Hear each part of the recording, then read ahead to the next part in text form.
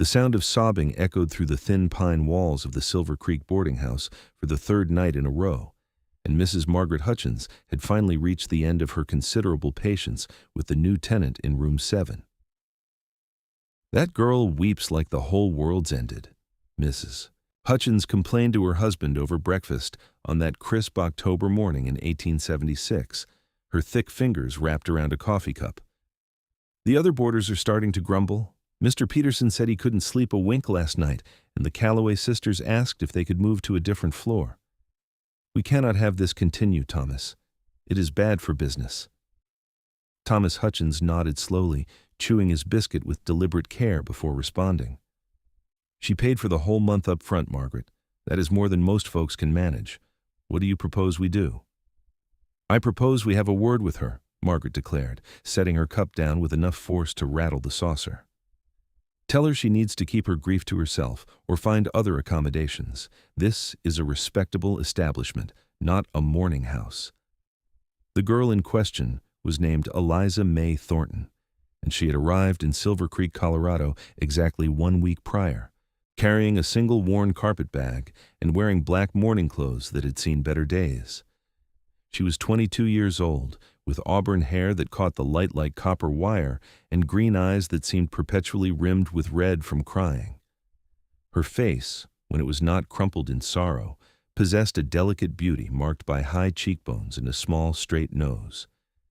She stood barely 5 feet 4 inches tall and moved through the boarding house like a ghost, barely speaking to anyone, taking her meals in her room when she ate at all. The source of her profound grief was a tragedy that had befallen her just 2 months earlier in Kansas. Eliza had been engaged to marry a young banker named William Foster, a match that her parents had arranged and encouraged. William had been respectable, financially stable, and perfectly suitable on paper. But 3 days before their wedding, William had been killed in a bank robbery gone wrong.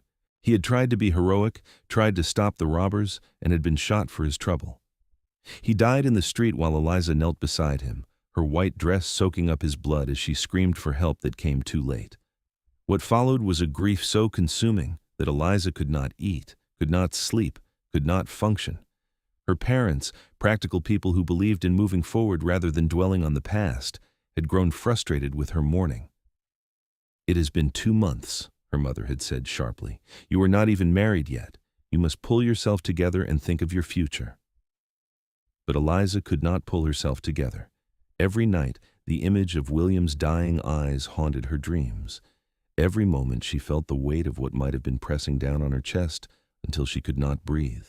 Her parents, tired of her tears and worried about how her prolonged mourning might affect her younger sister's marriage prospects, had decided that a change of scenery was in order.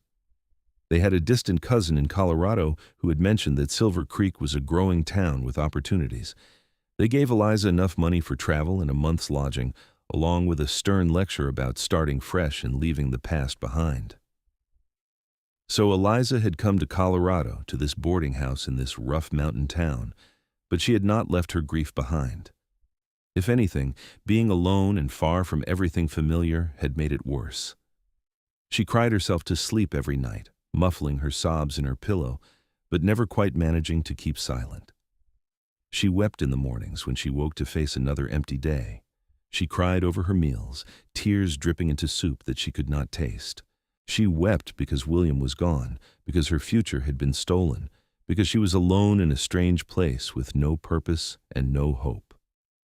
On the morning that Mrs. Hutchins decided to confront her, Eliza was sitting by her window, staring out at the mountains that ringed the town. Silver Creek was nestled in a valley at the base of towering peaks that were already dusted with early snow. The town itself was a collection of wooden buildings strung along a main street, with smaller streets branching off like the veins of a leaf. There was a general store, a saloon, a church, a blacksmith, a doctor's office, and various other establishments that served the miners, ranchers, and trappers who made their living in these mountains. A knock at her door made Eliza jump. She wiped hastily at her eyes and called out in a voice made hoarse from crying, "Yes?" Mrs. Hutchins entered without waiting for further invitation, her substantial frame filling the doorway. She was a woman in her 50s, with gray-streaked brown hair pulled back in a severe bun and a face that could be kind, but was currently set in lines of determination. "Miss Thornton, I need to have a word with you." Eliza stood up quickly, smoothing down her black skirt with trembling hands. "Yes, Mrs. Hutchins? Is something wrong?" "That is precisely what I have come to discuss," Mrs. Hutchins said, closing the door behind her but remaining standing, which made the conversation feel more like a sentencing than a chat. "I understand that you have suffered a loss, and I am sorry for that. Truly, I am. But your crying is disturbing the other guests. They have complained, and I must ask you to either control your grief or find other lodgings." The words hit Eliza like a physical blow. Her face, already pale, went white as fresh milk. "I'm sorry," she whispered. "I did not realize I was being so loud. I try to keep quiet." "Well, your efforts are not sufficient," Mrs. Hutchins said, her tone softening slightly at the sight of Eliza's stricken expression. "Look, I know grief is a difficult thing. I lost my own mother to cholera when I was about your age. But life goes on, Miss Thornton. You are young and healthy. You need to pull yourself together, find some purpose, and stop dwelling on what cannot be changed."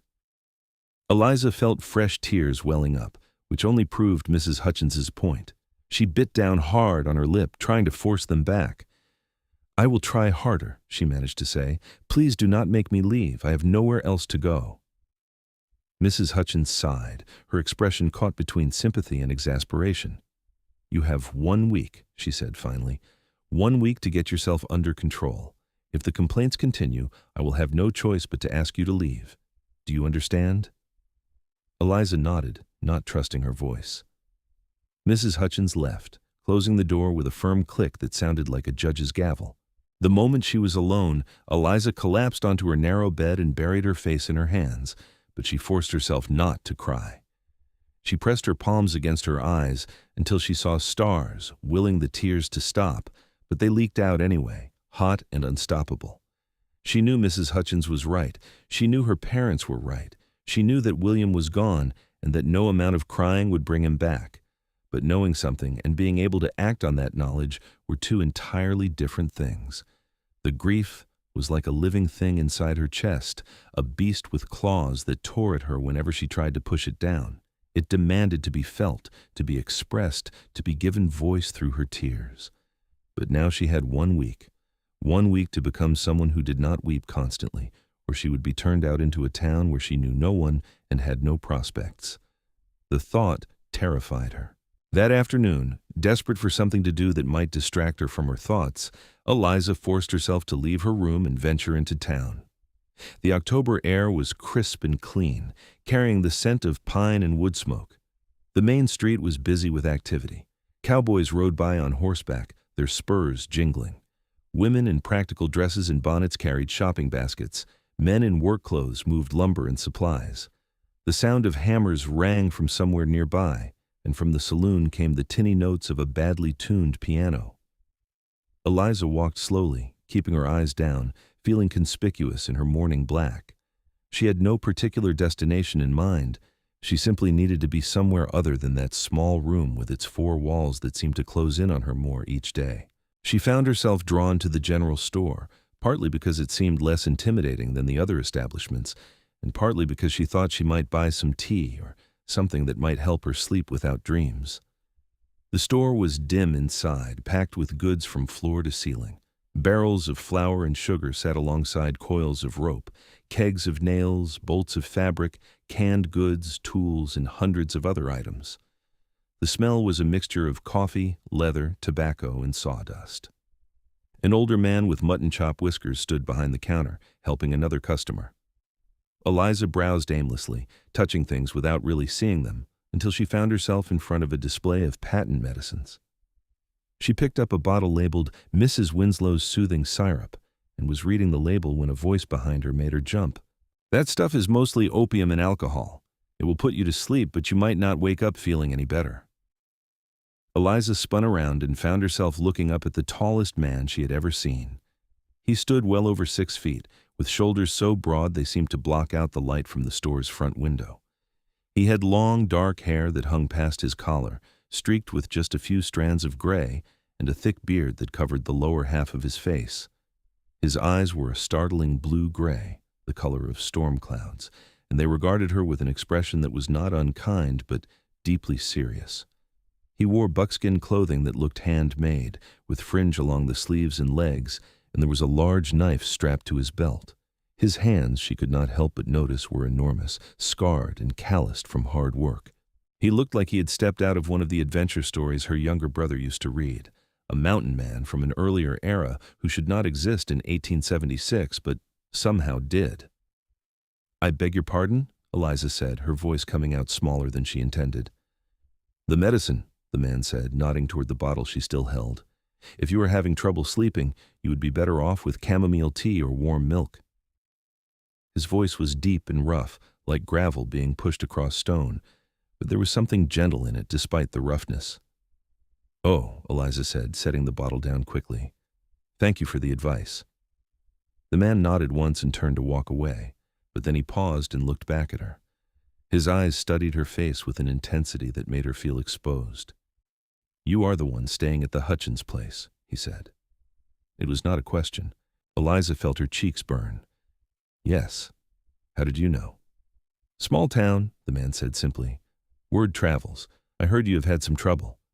Of course he had heard. Everyone had probably heard. Eliza felt humiliation wash over her, hot and sharp. "I'm working on it," she said stiffly. The man's expression did not change. "Grief is not something you work on like a mathematics problem," he said. "It is something you carry until it gets lighter. Some people's grief is heavier than others." The unexpected understanding in his words made Eliza's eyes prick with tears again. She looked down quickly, blinking hard. "I should go," she managed to say. "Wait," the man said, and there was something in his tone that made her pause. "My name is Isaiah Bridger. I have a cabin about 5 miles outside of town, up in the mountains. I come down for supplies once a week or so. If you ever need to get away from the boarding house, away from people who do not understand, there's a place about 2 miles up the trail that leads west out of town. There's a clearing with a big lightning-struck pine tree. It is quiet there. Peaceful. Good place to think or to cry where nobody will hear you." Eliza looked up at him, surprised. "Why are you telling me this?" Isaiah shrugged, a movement that made his massive shoulders shift like mountains settling. "Because sometimes people need a place to let their grief out where they will not be judged for it, and because you look like you are about to shatter into pieces." The simple honesty of the statement, delivered without pity or judgment, somehow made it bearable. Eliza found herself nodding. "Thank you, Mr. Bridger." "Isaiah," he corrected. "Not much for formality out here." "Isaiah," Eliza repeated. "I am Eliza Thornton." "I know," Isaiah said, and then he did walk away, his long stride carrying him to the counter where he began conducting business with the storekeeper. Eliza stood there for a moment longer, feeling oddly shaken by the encounter. There had been something about the mountain man, something solid and steady like the mountains themselves, that had made her feel just slightly less alone. She did not buy anything from the store.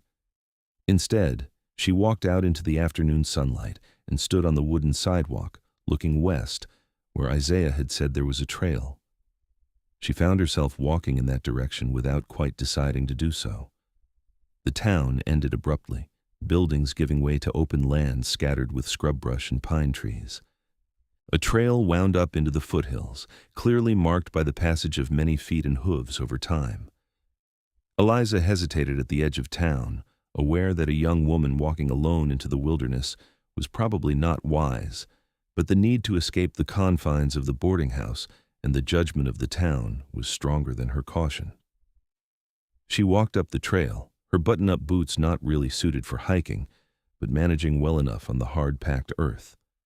The October sun was warm on her back, but the air was cool in the shade of the pines. Birds called from the branches, and somewhere in the distance she heard the sound of running water. The higher she climbed, the quieter the sounds of town became until they faded away entirely, replaced by the whisper of wind through pine needles and the rhythmic sound of her own breathing.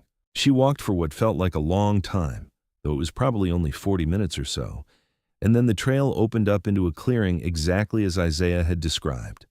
There was a massive pine tree in the center, its top broken off and blackened by lightning.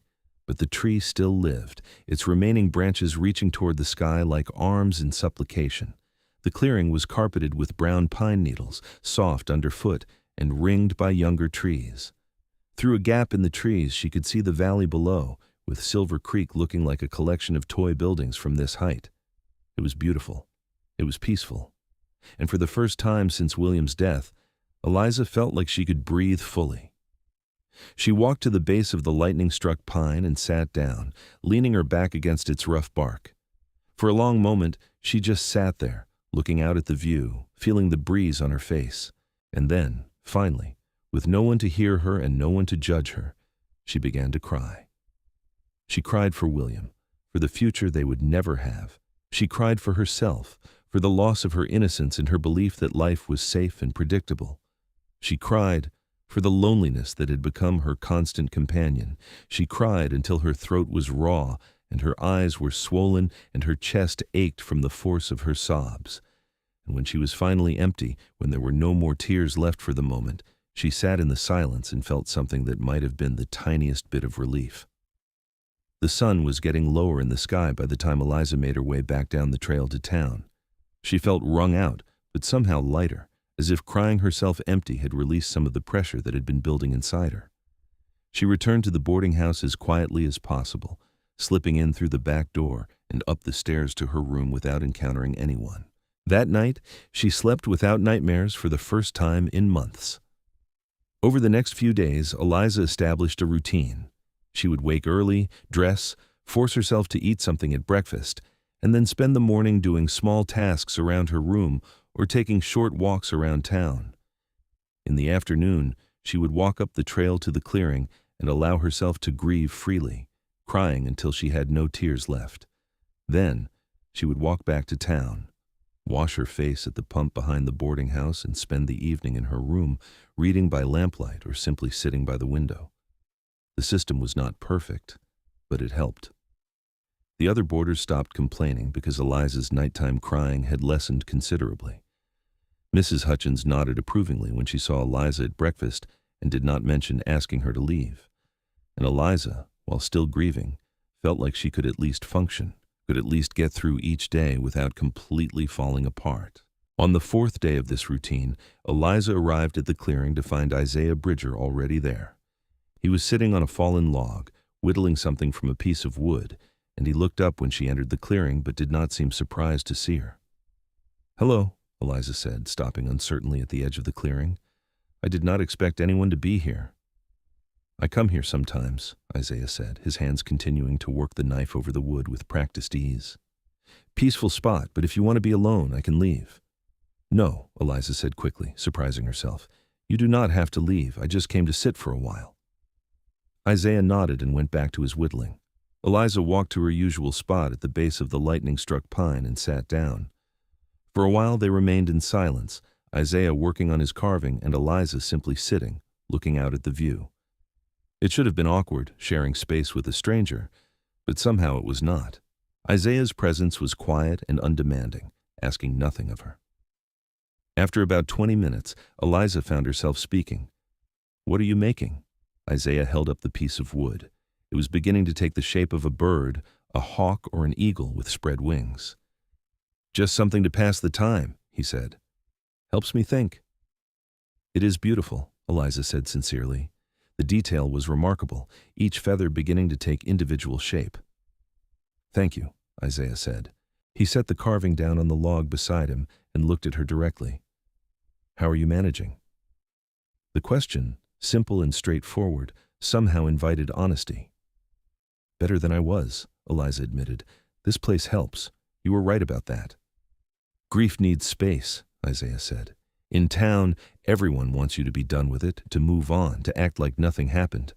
But grief does not work that way. It needs to be felt and expressed.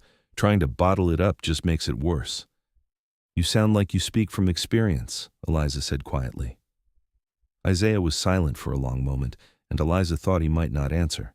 But then he said, "I lost my wife and daughter to scarlet fever 8 years ago. My wife, Sarah was the kindest woman I ever knew. My daughter Hannah was only 4 years old. She had blonde curls and a laugh that sounded like bells. His voice remained steady, but there was a depth of old pain in it that resonated with Eliza's own grief. "I am so sorry," Eliza said, meaning it with her whole heart. "Thank you," Isaiah said. "For a long time after they died, I could not stand to be around people. Everyone wanted me to move on, find another wife, have more children, like Sarah and Hannah could just be replaced. So I came up into these mountains and built a cabin and stayed away from folks. Took me a couple of years before I could face the world again." "And now?" Eliza asked. "Now I live a quiet life. I trap, I hunt, I sell furs. I come into town when I need supplies or when I feel like I can tolerate company. It is a simple life, but it is mine, and it does not ask me to pretend I am something I am not." Eliza felt a connection with this large, quiet man who understood what it was to lose someone. "The man I was going to marry," she said, needing to say the words aloud to someone who might understand. "His name was William. He was killed 2 months ago, 3 days before our wedding. He was shot trying to stop a robbery. I held him while he died." Isaiah's expression tightened with sympathy. "That's a hard thing to carry." "Everyone tells me I should be over it by now," Eliza continued, the words spilling out now that she had started. "My parents said I was not even married yet, so it should not affect me so deeply. Mrs. Hutchins at the boarding house threatened to evict me because my crying bothers the other guests. I know they are right. I know I need to move on, but I do not know how. Every time I close my eyes, I see him dying. Every time I think about the future, all I see is emptiness." "Your parents are wrong," Isaiah said firmly. "Mrs. Hutchins is wrong.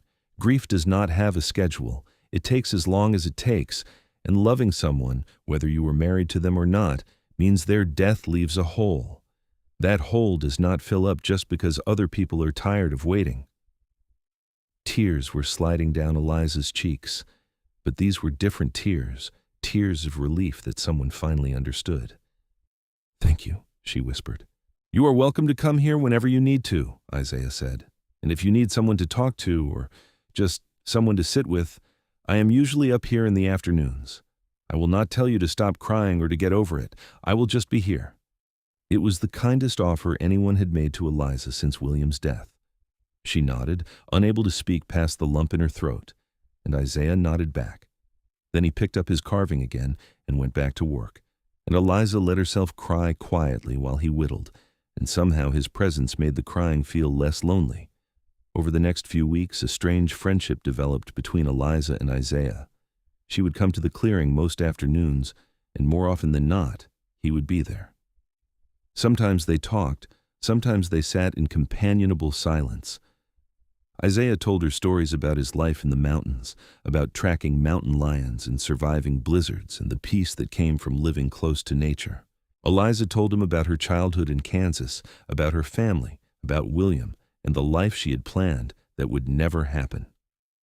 Isaiah never pushed her to stop grieving, never suggested she should be feeling better than she was. He simply listened, offered the occasional insight from his own experience with loss, and provided a steady, comforting presence. Eliza found herself looking forward to their afternoons together, found that his company eased the loneliness that had been such a constant companion. She also found herself noticing things about him, the way his large hands were surprisingly gentle when he handled the small wooden figures he carved, the way his eyes crinkled at the corners when he smiled, which was rare but genuine, the way he seemed completely comfortable in his own skin, at peace with himself in a way that Eliza envied. He was not handsome in a conventional sense, but there was something compelling about him, a strength and solidity that drew her. One afternoon in early November, Eliza arrived at the clearing to find Isaiah building a small fire in a ring of stones. The weather had turned colder, with snow flurries dancing in the air, and she was grateful for the warmth as she settled onto her usual spot, now covered with a blanket that Isaiah had brought for her. "Winter is coming early this year," Isaiah observed, feeding small sticks into the growing flames. "Another week or two and this trail will be too snowed in for easy walking." The thought of not being able to come to this place to see Isaiah filled Eliza with unexpected dismay. "What will you do?" she asked. "Hole up in my cabin mostly," Isaiah said. "I have plenty of supplies, and I'm used to the solitude. But I will come into town more often, make sure I do not get completely cut off." He glanced at her. "What about you? What will you do when winter comes?" Eliza had been trying not to think about that. Her month's rent at the boarding house was nearly up, and she had not made any plans beyond that. She had a little money left, but not much. She needed to figure out what to do with her life, how to support herself, but the very thought of making plans for a future without William still felt overwhelming. "I do not know," she admitted. "I need to find work, I suppose, find a way to support myself." "What kind of work?" Isaiah asked. "I can read and write well. I can do figures. I have some education. Perhaps I could be a teacher or a clerk of some kind." Even as she said it, the prospect felt daunting. She had never supported herself before. She had gone from being her parents' daughter to being William's intended, with no period of independence in between. "The schoolteacher here is getting on in years," Isaiah said thoughtfully. "I heard her mention that she would like to retire. The town needs someone to take over. It does not pay much, but it comes with a small house and enough to live on." A spark of something that might have been hope flickered in Eliza's chest. "Do you think they would consider me?" "I do not see why not. You would have to talk to the town council, convince them you are qualified. But I could put in a word if you like.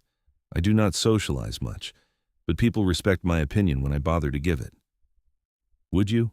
Eliza asked, surprised by how much she wanted this, wanted something to focus on, some purpose beyond her grief. "Of course," Isaiah said simply. That evening, emboldened by Isaiah's encouragement, Eliza went to see Mrs. Hutchins and asked about the teaching position. Mrs. Hutchins, pleased to see Eliza taking an interest in something beyond her mourning, told her that the next town council meeting was in 3 days and that she could present herself then as a candidate. Eliza spent the next 3 days preparing. She wrote out a summary of her education and qualifications. She borrowed books from the town's small library and reviewed subjects she had not thought about in years. She practiced what she would say, how she would present herself as capable and reliable despite her recent struggles.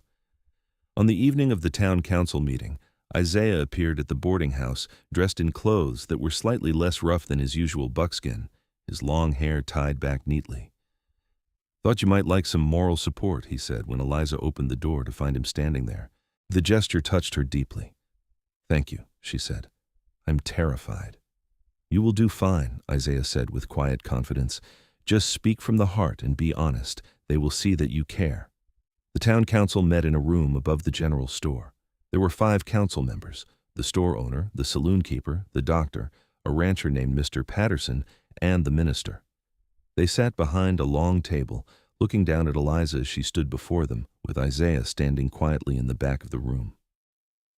Eliza's hands shook as she presented her qualifications, but her voice remained steady. She told them about her education, about her love of learning, about how she believed that education was the foundation of civilization, and that she would be honored to help shape the minds of Silver Creek's children. She was honest about her recent loss, but framed it as something that had taught her about resilience and compassion, qualities she believed a good teacher needed. When she finished, there was a moment of silence, and then the minister, Reverend Thompson, spoke. "Miss Thornton, we appreciate your candor about your circumstances. However, we must ask, are you prepared to take on the responsibility of teaching our children when you yourself are still struggling with grief?" Before Eliza could answer, a deep voice from the back of the room cut in. Everyone turned to look at Isaiah, who had stepped forward slightly. "If I may," Isaiah said, his rough voice carrying easily in the small room. "I have known Miss Thornton for several weeks now. I have seen her work through her grief with courage and determination. Grief does not make a person weak. It makes them human. And a teacher who understands loss and hardship will have more compassion for students who face their own struggles. You would be lucky to have her." The council members looked at each other, clearly surprised to hear Isaiah speak up. He so rarely involved himself in town affairs that his opinion carried extra weight simply because it was so rarely given. Mr. Patterson, the rancher, nodded slowly. "Isaiah makes a good point, and we do need a teacher. Mrs. Carmichael cannot continue much longer. Her arthritis is too bad.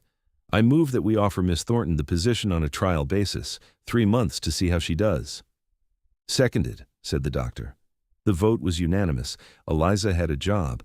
She was so relieved and happy that she nearly cried again, but this time they would have been tears of joy. She thanked the council profusely, and then she and Isaiah left the meeting room and walked out into the cold November night. Thank you, Eliza said to Isaiah as they stood on the sidewalk, their breath making clouds in the cold air. What you said in there, it meant everything. I meant every word, Isaiah said. You are stronger than you know, Eliza. The use of her first name, which he had started doing naturally over their weeks of friendship, felt intimate in a way that made her heart beat a little faster. She looked up at him, at his weathered face half hidden by his beard, at his stormy eyes that looked at her with such steady regard, and felt something shift inside her. It was not attraction exactly, or at least not just attraction. It was recognition, a sense that this man understood her in a way that no one else did, and that she was beginning to understand him too. Will you walk me back to the boarding house? She asked. Of course, Isaiah said. They walked through the quiet streets, and Isaiah told her about the school, which he said was a one-room building on the edge of town, currently run down but serviceable. He told her about some of the children she would be teaching, whom he knew from his occasional visits to town.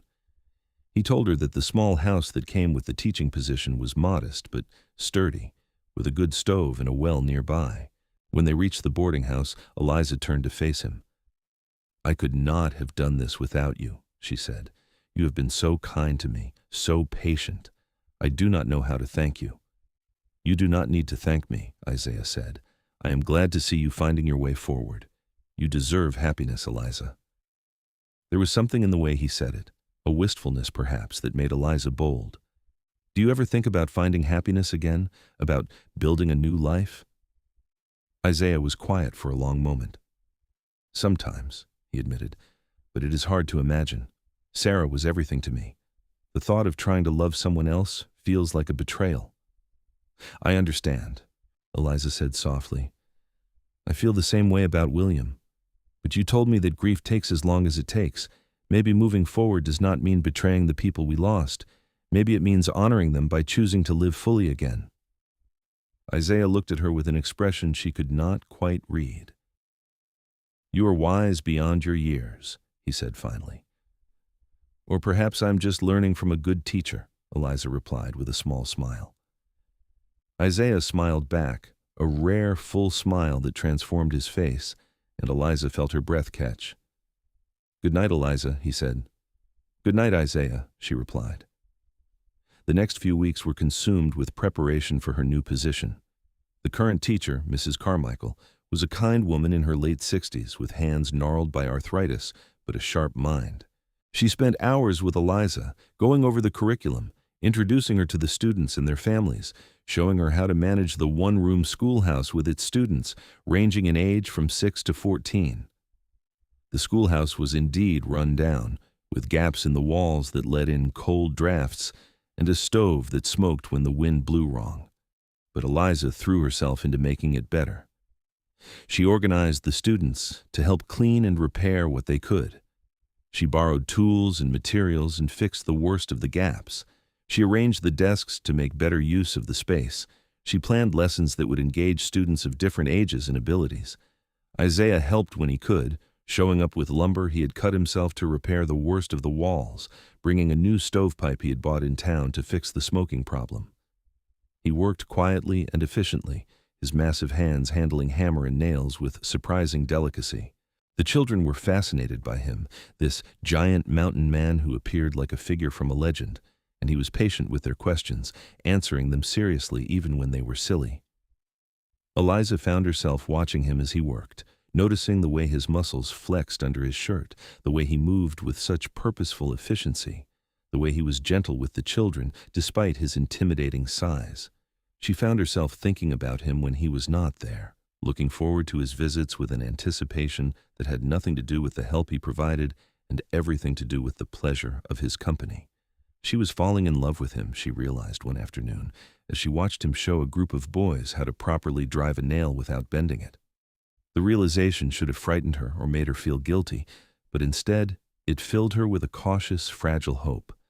She was not betraying William's memory by caring for Isaiah. William was gone, and she was still alive, and Isaiah made her feel like living was something worth doing again. But she did not know if Isaiah felt the same way. He was kind to her, friendly, helpful, but he never gave any indication that his feelings went beyond friendship. She was afraid to say anything, afraid to risk the friendship they had built. Winter settled over Silver Creek in earnest. Snow piled up in the streets and on the roofs of buildings. The mountains disappeared behind curtains of white during storms, then emerged sparkling and pristine when the sun came out. Eliza moved into the small house that came with her teaching position, grateful for the independence and privacy it provided. She taught her classes each day, finding purpose and even joy in helping the children learn. She was good at it, patient and creative, and the students responded well to her. Isaiah still came to town regularly, stopping by the schoolhouse to check on her, bringing her firewood or food he had hunted, making sure she was managing the cold and the isolation. Each visit made her heart beat faster.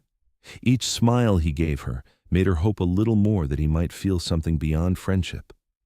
One evening in late December, a terrible storm blew through Silver Creek. The wind howled like a living thing, and snow fell so thick that Eliza could not see across the street from her window. She huddled by her stove, wrapped in blankets, listening to the wind batter her little house and hoping the roof would hold. There was a pounding on her door, so loud she could hear it even over the wind. Startled and frightened, Eliza grabbed a poker from beside the stove and went to the door. "Who is it?" she called. "It is Isaiah," came the muffled response. Eliza threw the door open, and Isaiah stumbled in, covered head to toe in snow, his beard frozen with ice. She slammed the door shut behind him against the wind and stared at him in shock. "What are you doing out in this? It is a blizzard." "I know," Isaiah said, his voice rough from cold.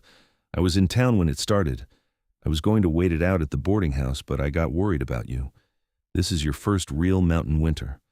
I wanted to make sure you were all right." He had braved a blizzard to check on her. The realization made Eliza's chest feel tight. "I am fine," she said, "but you must be freezing. Come sit by the stove. Let me get you something hot to drink." She made him tea while he shed his snow-covered coat and sat by her stove, holding his hands toward the warmth.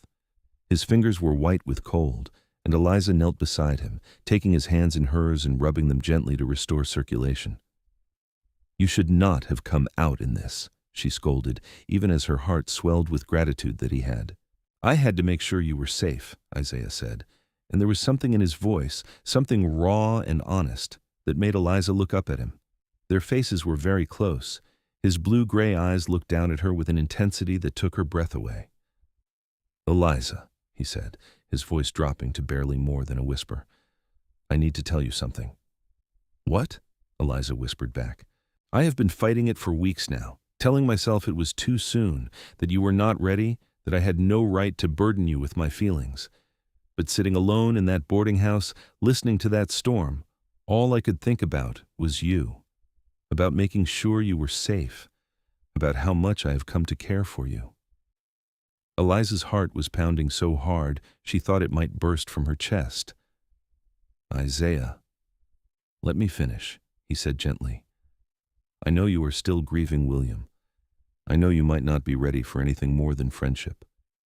But I need you to know that I love you, Eliza. I did not expect it, did not look for it. But it happened anyway. You brought light back into my life, and I cannot pretend anymore that I do not feel what I feel." Tears were streaming down Eliza's face, but for once they were not tears of grief. "Isaiah, I love you too," she said, her voice shaking with emotion. "I have been so afraid to say it, so afraid that I was betraying William's memory or that you did not feel the same way. But I do love you. You helped me find myself again when I was lost. You gave me hope when I had none. You made me want to live again." Isaiah's large hands cupped her face gently, his thumbs wiping away her tears. "Are you sure?" he asked. "I will not rush you. I will wait as long as you need." "I'm sure," Eliza said. "William will always be part of my past, part of what made me who I am.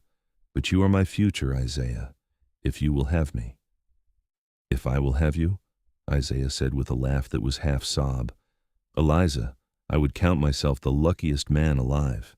Then he kissed her, and it was gentle and tender and perfect. Eliza wrapped her arms around his neck, feeling the solid strength of him, feeling safe and cherished in a way she had not felt since before William died. The storm howled outside, but inside her little house, everything was warm and bright and full of hope. They sat together by the stove, talking quietly, making plans, marveling at the unexpected gift of finding love again when both had thought that chapter of their lives was closed forever. Isaiah told her about his cabin in the mountains, describing it in detail so she could picture it, the way it was built into the side of a hill for protection from the wind, the way the morning sun came through the window to wake him, the way the stream nearby sang as it ran over stones. He told her that it was rough and simple, not what she was used to, but that he would make it comfortable for her if she was willing to share it with him. Eliza told him that she did not need luxury or comfort. She needed only him and the peace of the mountains and a life where she could be herself without judgment or expectation. She told him about her dreams of continuing to teach, perhaps starting a school that children from the mountain families could attend more easily. She told him that she wanted children of their own someday, a family they could build together. The storm raged all night, and Isaiah stayed with Eliza, sleeping on the floor by the stove while she took the narrow bed in the corner. It was all completely proper, but it felt intimate in a way that went beyond physical proximity. It was the intimacy of shared vulnerability, of opening their hearts to each other and finding acceptance and love. By morning, the storm had passed, leaving the world covered in a thick blanket of white that sparkled in the pale winter sun. Isaiah had to dig them out before he could leave, shoveling a path from Eliza's door to the street. Before he left to return to his cabin, he pulled Eliza into his arms and kissed her again, this kiss deeper and more passionate than the night before, full of promise and desire. "I will come back in a few days," he said. "We can tell people, start making plans." "I will be waiting," Eliza said, not wanting to let him go, but knowing he needed to check on his cabin and his traps after the storm. True to his word, Isaiah returned 3 days later. They went together to tell Mrs. Hutchins, who was surprised but pleased, declaring that she had suspected something was developing between them and that she was happy to see them both finding joy again. They told the town council so that arrangements could be made for Eliza to continue teaching after her marriage. They told the students, who were excited and full of questions about what it was like to live in a mountain cabin. Not everyone approved. Some of the more conservative townsfolk thought it was unseemly for Eliza to remarry so soon after William's death, even though she had never actually married William. Some thought Isaiah was too rough, too uncivilized, not good enough for the schoolteacher. But Isaiah and Eliza did not care what the disapproving minority thought. They had found each other against all odds, and they were not going to let judgment or convention stand in their way. They were married on a cold January day in 1877 in the small church in Silver Creek. Eliza wore a simple blue dress, having set aside her mourning black, and Isaiah wore new clothes he had bought specially for the occasion, though he had refused to cut his hair or beard, and Eliza would not have wanted him to. The ceremony was small, attended by Mrs. Hutchins and her husband, some of Eliza's students and their families, the minister, and a handful of others who had grown fond of the unlikely couple. When Reverend Thompson pronounced them husband and wife, Isaiah kissed Eliza with such tender passion that several of the watching ladies sighed wistfully. Then they walked out of the church into the snowy afternoon as man and wife, ready to begin their life together. Eliza finished out the school year at the schoolhouse in town, but she moved into Isaiah's mountain cabin, making the trek down to Silver Creek each morning and back up in the evening. Isaiah adjusted his schedule to accompany her when he could, not wanting her to make the journey alone. The cabin was indeed rough and simple, just one large room with a sleeping loft, but it was well built and cozy. Eliza added touches that made it feel like home: curtains for the windows, a rug for the floor, books on a shelf Isaiah built for her. Living with Isaiah, Eliza discovered depths to him she had not seen before. He was a man of few words, but his actions spoke volumes. He showed his love by making sure the cabin was always warm before she woke, by cooking meals when she was too tired from teaching, by listening to her talk about her day and offering thoughtful advice when she needed it. He showed his passion in the way he touched her, the way he made love to her with a combination of tenderness and intensity that left her breathless and amazed. Eliza, for her part, brought warmth and laughter back into Isaiah's solitary life. She sang while she cooked, filling the cabin with music. She read to him in the evenings, introducing him to worlds of literature and poetry he had never explored. She brought him out of his shell, encouraging him to socialize more with the people in town, to be less of a hermit. She taught him that opening his heart again did not dishonor Sarah and Hannah's memory, but rather honored them by refusing to let grief destroy his capacity for joy. As the months passed, Eliza realized that she no longer cried for William. She still thought of him sometimes, still felt a touch of sadness for the life they never had, but the sharp, consuming grief had faded to a gentle melancholy. She had not forgotten him, but she had moved forward, had built a new life that was full of love and purpose. She knew that William would have wanted her to be happy, and she was happy, deeply and truly happy in a way she had not imagined possible during those dark days in the boarding house. Spring came to the mountains, and with it came new life. The snow melted, streams swelled with runoff, wildflowers carpeted the meadows, and animals emerged from hibernation. Eliza's students finished their year with impressive results, and the town council voted to continue her employment for another year, though they agreed to relocate the school to a spot closer to the mountain families in the fall, making it easier for all the children to attend. In early summer, Eliza discovered she was pregnant. She told Isaiah on a warm evening in June as they sat outside their cabin watching the sun set over the mountains. For a moment, Isaiah said nothing, and Eliza felt a flutter of worry that he might not be ready for this, that the memory of losing Hannah might make the prospect of another child too painful. But then Isaiah pulled her into his arms and held her so tightly she could barely breathe, and when he pulled back, there were tears streaming down his face into his beard. "A baby," he said, his voice choked with emotion. "We are going to have a baby." "Are you happy?" Eliza asked, needing to hear him say it. "Happy does not begin to cover it," Isaiah said. "I never thought I would have this again, a wife and a child. You have given me more than I ever hoped for, Eliza." They spent the evening making plans, talking about names and where to put a cradle and how they would manage with a baby while Eliza was teaching. Isaiah was full of ideas and enthusiasm, all his careful reserve melting away in his excitement about becoming a father again. The pregnancy progressed smoothly through the summer and into the fall. Eliza continued teaching until she grew too large and tired, at which point one of the older students took over the basic lessons under her supervision. Isaiah was protective to the point of being overbearing, constantly worried that she was doing too much or that something would go wrong. Eliza found his protectiveness both touching and occasionally frustrating, but she understood where it came from. He had lost a wife and child before. Of course, he would be anxious about losing them again. "Nothing is going to happen to me or the baby," Eliza reassured him again and again. "I am healthy, the pregnancy is normal, and Dr. Whitman says everything looks fine." "I know," Isaiah would say. "I just cannot help but worry." "Then let me worry for both of us about things that actually deserve worry," Eliza would reply with a smile. "Like how we are going to keep a baby warm in this cabin during winter, or what we will do when this child is old enough to start climbing everything in sight, just like you probably did as a boy." Those conversations always made Isaiah smile, helped him focus on the future instead of the fears rooted in the past. In late February of 1878, during another mountain snowstorm, Eliza went into labor. Isaiah, trying hard not to panic, rode down to Silver Creek through the blizzard to fetch Dr. Whitman. The doctor, an experienced man in his 50s who had delivered countless babies, came back with Isaiah and took charge of the situation with calm efficiency. The labor was long and difficult, lasting through the night and into the next day. Isaiah stayed by Eliza's side the entire time, holding her hand, wiping sweat from her face, murmuring encouragement and love. When Eliza was too exhausted to push anymore, Isaiah lifted her up, supporting her weight, giving her the strength to keep going. Finally, as dawn was breaking and the storm was clearing, their son was born.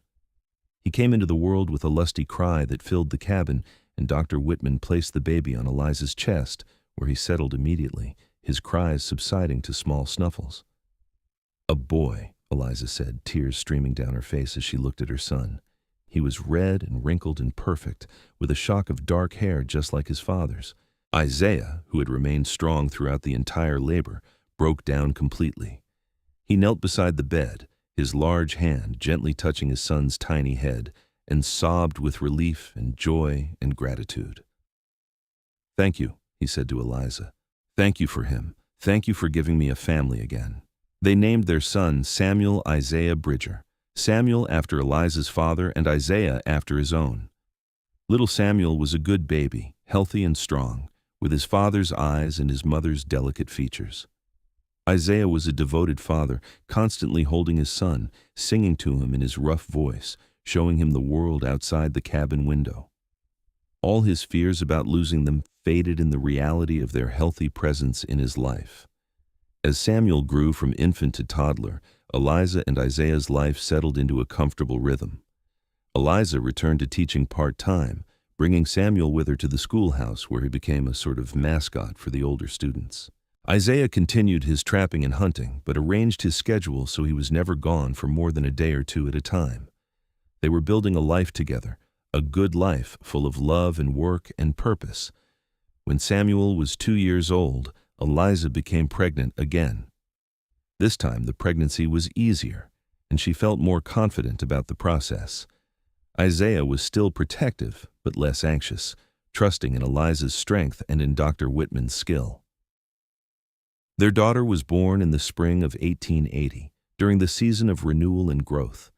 She arrived quickly, in contrast to Samuel's long, difficult birth, and came into the world screaming her displeasure at the cold air on her skin. Eliza laughed as Dr. Whitman handed her the baby, and Isaiah looked at his daughter with an expression of wonder. "She has your hair," he said, touching the reddish fuzz on the baby's head. "Your beautiful copper hair." They named her Sarah Rose, Sarah after Isaiah's first wife, because Eliza insisted that they should honor her memory, and Rose because she was born when the wild roses were just beginning to bloom in the mountains. If Isaiah was emotional about having a daughter named after his lost wife, he did not show it beyond a tightness in his expression and a whispered "thank you" to Eliza that held a world of meaning. Sarah Rose was a spirited child from the beginning, demanding and loud and full of personality. She had Isaiah wrapped around her tiny finger within hours of her birth. Samuel, who had been the baby for 2 years, was initially uncertain about this new addition, but quickly became a protective big brother, always wanting to help care for his sister. The years passed in the mountains, each one bringing changes and growth. Samuel grew into a bright, curious boy who loved learning and nature in equal measure. Sarah Rose grew into a wild child who wanted to climb every tree and explore every path, giving her parents countless moments of terror as she took risks without fear.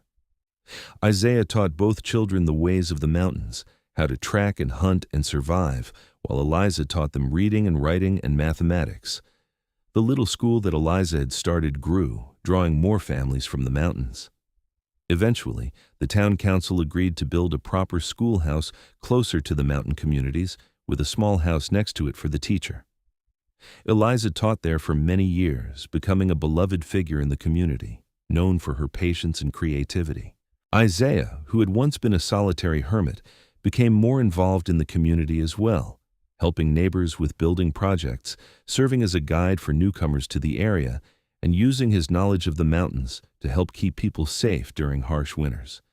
He never became overly social, but he was no longer isolated, and that was enough. As their children grew, Eliza and Isaiah also grew, both individually and as a couple. They learned to navigate disagreements with patience and respect. They learned to balance their individual needs with the needs of their family. They learned that love was not just the passionate intensity of new romance, but also the steady, comfortable companionship of two people who knew each other's flaws and chose each other anyway. On quiet evenings, after the children were asleep, they would sit together outside their cabin, watching the stars wheel overhead, and talk about their lives. Sometimes they talked about the past, about William and Sarah and Hannah, about the grief that had brought them together. Those conversations no longer held the sharp pain they once had. The grief had become a part of their story, something that shaped them but no longer defined them. "Do you ever regret it?" Eliza asked one night when they had been married for nearly 10 years. "Giving up your solitary life for all this chaos?" She gestured toward the cabin, from which came the sound of Samuel reading a bedtime story to Sarah Rose. Isaiah looked at her with those storm-cloud eyes and smiled. "Not for a single moment," he said. "You and the children are the best thing that ever happened to me. You brought me back to life when I had given up on living. How could I regret that?" "I was so lost when I came here," Eliza said softly. "I thought my life was over when William died. I thought I would never be happy again. But I am happy, Isaiah. So incredibly happy. You saved me." "No," Isaiah said, taking her hand in his. "We saved each other. That is what love does. It pulls us back from the edge, gives us reasons to keep going, shows us that there is always hope for a new beginning." By the time Samuel was 16 and Sarah Rose was 14, both children were considering their futures. Samuel wanted to go to Denver to attend university, fascinated by the new scientific discoveries being made in the rapidly modernizing world. Sarah Rose wanted to stay in the mountains, to become a guide and tracker like her father, showing visitors the beauty of the wilderness. Letting Samuel go to Denver was hard for both Eliza and Isaiah, but they knew it was necessary. They had raised him to think for himself, to pursue his dreams, and they could not hold him back now. They helped him prepare, scraping together money for tuition, writing letters of recommendation, giving him advice about living in a city. When he left in the fall of 1894, riding away on horseback with all his belongings packed into saddlebags, both parents wept. But they were proud too. Proud of the man he had become, proud of his intelligence and ambition, proud that they had raised a child who could make his way in the world. Sarah Rose, true to her nature, did stay in the mountains. She learned everything Isaiah could teach her, and then struck out on her own, establishing a reputation as one of the best guides in Colorado. She led hunting parties and scientific expeditions, showing people the hidden wonders of the wilderness. She was fierce and independent, and while Eliza sometimes worried about her daughter's safety, she was also proud of Sarah Rose's strength and courage. As Eliza and Isaiah moved into their 50s, their life became quieter, but no less rich. They were grandparents now. Samuel had married a woman he met in Denver and had 2 children, a boy and a girl, who visited the mountains each summer. Sarah Rose remained unmarried, but had a full and adventurous life that she shared with her parents through letters and occasional visits. Eliza retired from teaching, handing over the school to a younger woman who had been her assistant for years. She spent her time reading, gardening in the short mountain growing season, and writing a book about her experiences, a memoir she thought might be interesting to her grandchildren someday. Isaiah's dark hair went gray and then white, and the lines on his face deepened, but he remained strong and vital, still trapping and hunting, though not as extensively as he once had. His hands, scarred from decades of hard work, were still gentle when he touched Eliza, still capable of the delicate carving work he loved. They were sitting on the porch of their cabin one evening in the summer of 1900, watching the sunset paint the mountains in shades of gold and pink, when Eliza said, "Do you remember the day we met? In the general store?" "I remember," Isaiah said. "You were looking at patent medicine, and you looked so lost and sad I could not just walk away." "You told me about a place to cry where no one would hear me," Eliza said. "You gave me permission to grieve when everyone else wanted me to stop. That was the kindest thing anyone had ever done for me." "I recognized a kindred spirit," Isaiah said, "someone who understood loss the way I did. I wanted to help you the way I wished someone had helped me." "You did more than help me," Eliza said, reaching for his hand. "You gave me a whole new life. You gave me love and children and purpose. You gave me 23 years of happiness. I cannot imagine what my life would have been like if I had not met you that day." "Probably quieter," Isaiah said with a laugh. "Definitely less chaotic." "But not as full," Eliza said, "not as rich, not as loved." Isaiah brought her hand to his lips and kissed it gently. "I love you, Eliza Bridger. From that first day in the clearing when you sat at the base of that lightning-struck pine and cried your heart out, I have loved you. even when I did not want to admit it, even when I thought it was too soon, even when I tried to convince myself it was just friendship. I loved you then, and I love you now, and I will love you for whatever time we have left." "I love you too," Eliza said, tears sliding down her cheeks. But these were not tears of grief like the ones she had shed so long ago in that boarding house in Silver Creek. These were tears of gratitude, of joy, of a life well lived with a man who had been her rock, her comfort, and her great love. They sat together as the stars came out, one by one, in the vast mountain sky.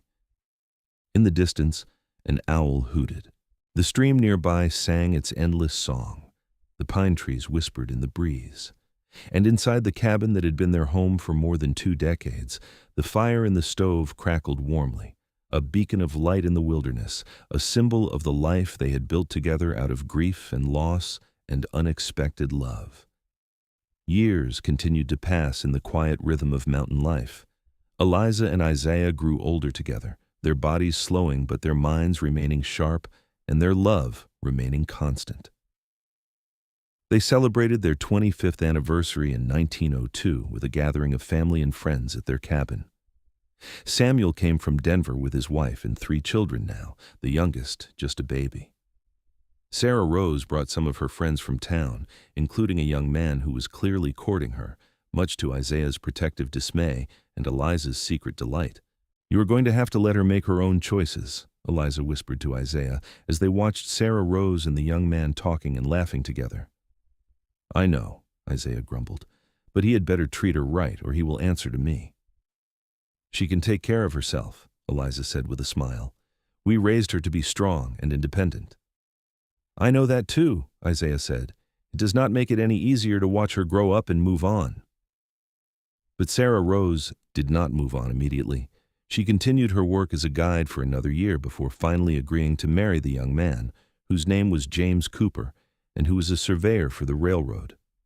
They married in the spring of 1903 in the same little church in Silver Creek where Eliza and Isaiah had married more than 25 years earlier. It was a joyful occasion, with music and dancing and celebration that lasted late into the night. Isaiah walked his daughter down the aisle, with tears streaming into his white beard, and when he placed her hand in James's hand, he said in a voice that carried through the church, "You take care of her, boy. She is the most precious thing in the world." "I will, sir," James said sincerely. "I promise." After Sarah Rose married and moved to a small house in town with James, Eliza and Isaiah found themselves alone again in their mountain cabin for the first time in more than 20 years. The quiet was strange at first, almost unsettling after decades of children's laughter and noise and chaos. But they adjusted, rediscovering each other in new ways, spending time on hobbies and interests they had set aside during the busy years of raising children. Isaiah taught Eliza to fish and to track, skills she had never quite mastered during the early years of their marriage when she had been too busy with teaching and babies. Eliza taught Isaiah to read more complex literature, introducing him to novels and poetry that opened new worlds to him. They took long walks through the mountains, following trails they had not explored in years, rediscovering the land that had been their home and their refuge. On their 30th anniversary in 1907, Samuel and his family came for a visit, as did Sarah Rose and James, who now had a baby son of their own. The cabin was once again filled with noise and laughter and life. Isaiah, now in his late 60s, sat in his chair by the fire with his grandson on his lap, telling stories about the old days, about hunting grizzly bears and surviving blizzards and the time he met a woman in a general store who was weeping over patent medicine. "And then what happened?" the little boy asked, enthralled. "Then I fell in love with her," Isaiah said, winking at Eliza. "And she fell in love with me. And we lived happily ever after, just like in the fairy tales your mama used to read to you." "That is not quite accurate," Eliza said with a laugh. "There was a lot more work and worry and difficulty than fairy tales usually include. But the happy ending part is true." Late that night, after everyone had gone to bed and the cabin was finally quiet, Eliza and Isaiah sat together on their porch under the stars, wrapped in blankets against the cool mountain air. 30 years, Eliza said wonderingly. "When I was crying in that boarding house when Mrs. Hutchins was threatening to throw me out, I never imagined I would be here 30 years later with you, with a family, with a whole lifetime of memories." "Neither did I," Isaiah admitted. "After Sarah and Hannah died, I thought my life was over in any way that mattered. I thought I would live alone in these mountains until I died. But then you came along, weeping in the general store, and something in me recognized something in you. We were two broken people who managed to put each other back together." "We did more than that," Eliza said. "We built something beautiful. We created life and love and a family. We turned our grief into something good."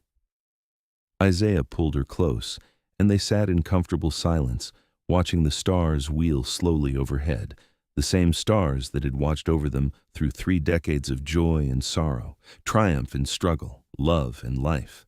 The years that followed were gentle ones, the kind of peaceful autumn years that come after a life well lived. Eliza published her memoir in 1909, a small print run that sold mostly to people in Colorado who knew her story. But it touched those who read it, this tale of a woman who had wept too much in a boarding house and found love with a mountain man who gave her a shoulder to cry on. Isaiah read the book in its entirety, slowly and carefully, and when he finished, he looked at Eliza with tears in his eyes. "You made us sound like heroes," he said. "We were heroes," Eliza replied. "We survived loss that could have destroyed us. We chose to love again when it would have been easier to stay locked in grief. We built a family and a life against all odds. If that does not make us heroes, I do not know what does." More grandchildren came as the years passed. Samuel and his wife had a 4th child, another son. Sarah, Rose, and James had 2 more children, daughters. The cabin in the mountains became a gathering place for the family, a home base where everyone came for holidays and celebrations, where the grandchildren learned about their heritage and their grandparents' remarkable love story. Isaiah's health began to decline in his early 70s. His body, which had been so strong and vital for so long, began to betray him. His joints ached with arthritis, especially in the cold.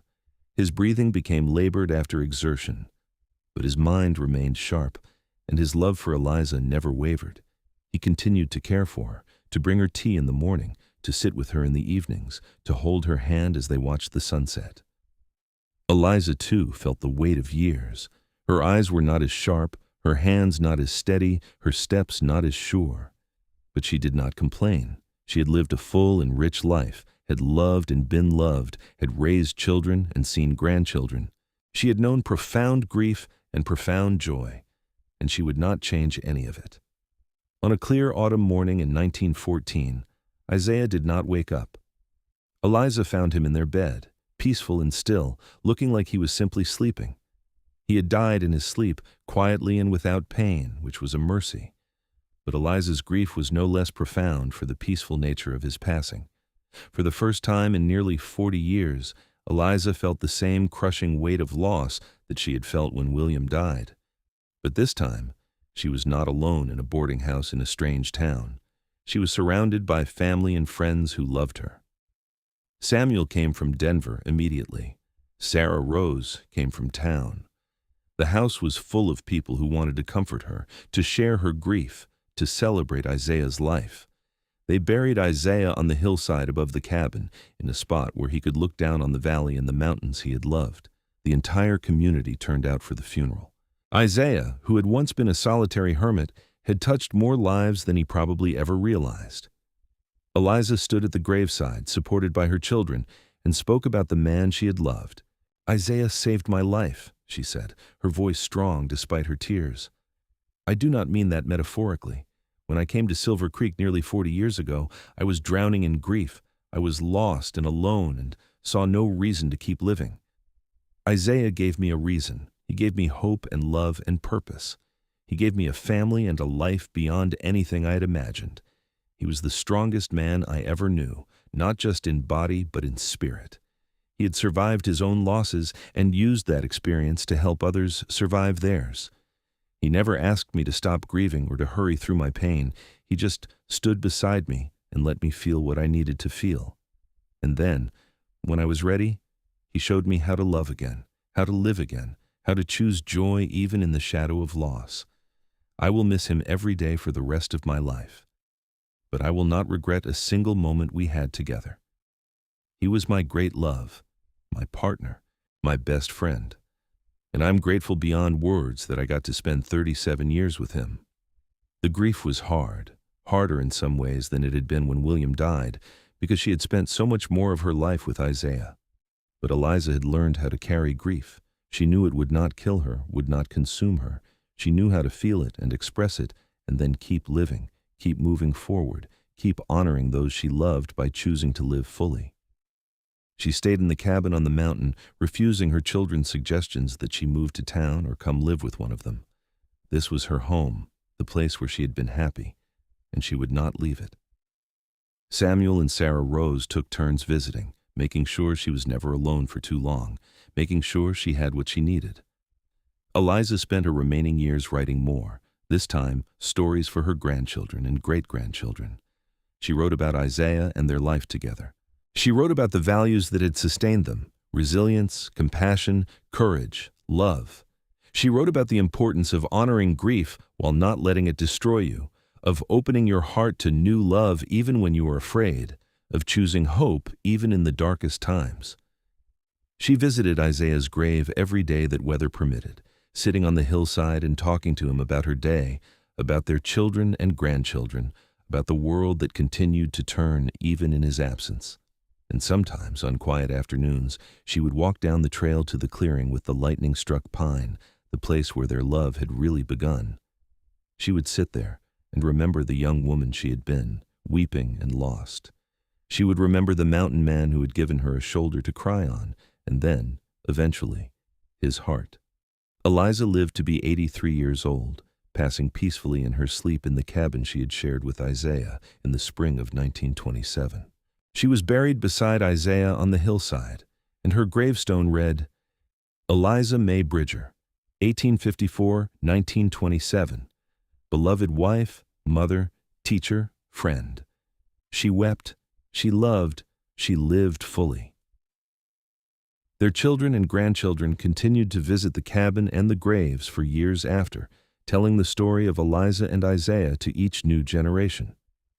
It became a family legend, this tale of two people who had found each other in grief and built something beautiful together.